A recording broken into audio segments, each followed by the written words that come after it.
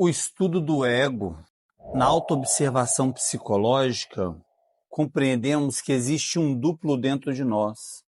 Existe aquele que observa e existe aquele que é o louco, aquele que é desconexo, aquele que muitas vezes nem tem tanto sentido, que é aquela fantasia da mente, aquela preocupação, aquela dor, aquele resquício do trauma do passado e demais adversidades psicológicas que se baseia em sentimentos como a ira, cobiça, luxúria, inveja, preguiça, o medo, a avareza, as inseguranças da vida, as desconfianças, os ciúmes e etc. Esses sentimentos negativos, esses defeitos psicológicos, eles caracterizam os aspectos negativos do nosso próprio eu.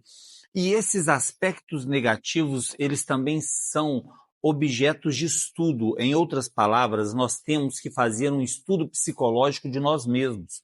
Nós temos que fazer um inventário psicológico e analisar quais são os nossos defeitos que mais se expressam na nossa personalidade ao longo do dia. E dentre os defeitos que mais se expressam, nós temos que observar qual é o defeito mais forte na nossa característica de expressão. Então, eu tenho uma coisa na minha vida que eu nasci de fórceps, eu tive uma rejeição e etc. Na minha expressão, a ira sempre foi o defeito psicológico mais forte. Você tem que fazer essa identificação dentro da sua personalidade. Você tem que observar qual que é o traço negativo mais intenso na sua característica de expressão. Você vai observar que esse defeito psicológico ele te acompanha desde a sua infância. Então, o seu defeito mais forte ele estava presente desde a sua infância. Sobre esse defeito, o Freud falou que ele é a criança ferida. Tudo que acontece na sua vida acaba que você vai ter uma tendência de psicossomatizar nesse defeito. E aí acontece alguma coisa e o gatilho te leva a se expressar de acordo com aquela dor, de acordo com aquela expressão negativa e etc. Nós temos que começar a fazer um estudo forte de autoanálise desse elemento psicológico. Nós temos que compreender o seguinte: consciência é o contrário do ego. Então, você precisa de estudar o ego para despertar a consciência. Presta atenção no que eu vou falar agora e fica comigo até o final. Presta atenção. O ego é a sombra, a consciência é a luz. A luz tem que observar a sombra. A partir desse momento que você começa o estudo do seu ego, a sua consciência começa a se despertar.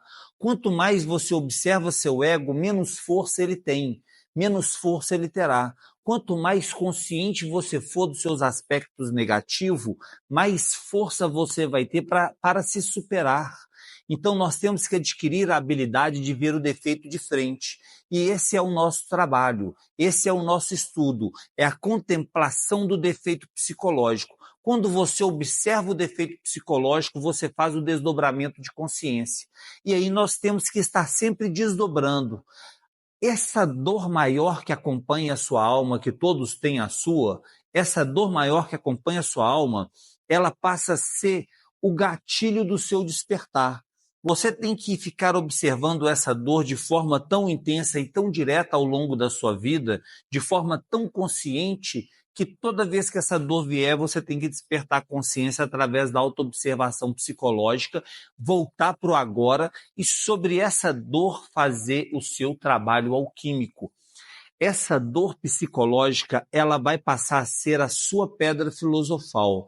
A nossa dor psicológica passa a ser o nosso objeto de estudo e nós temos que fazer um trabalho sobre a nossa pedra. A pedra, no primeiro momento, ela está bruta. Presta atenção nesse conceito, que esse é um conceito alquímico muito importante, que traz uma reflexão profunda sobre a habilidade para desdobrar no astral, meus queridos.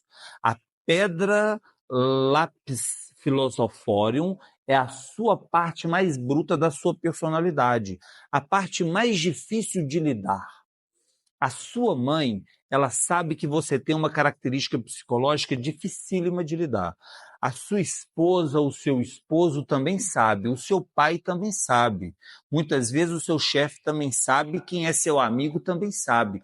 Nós temos algumas características psicológicas que são duras. nelas existe um reflexo da nossa dor. Nós temos que trabalhar sobre essa parte dura da nossa alma. Nós temos que lapidar a pedra. Nós temos que esculpir a pedra para fazer da pedra bruta uma pedra lapidada. Essa parte bruta tem que se transformar na parte diamantina. A pedra lapidada, ela tem um poder que tudo que toca nela vira ouro. Então nós temos que ter essa habilidade.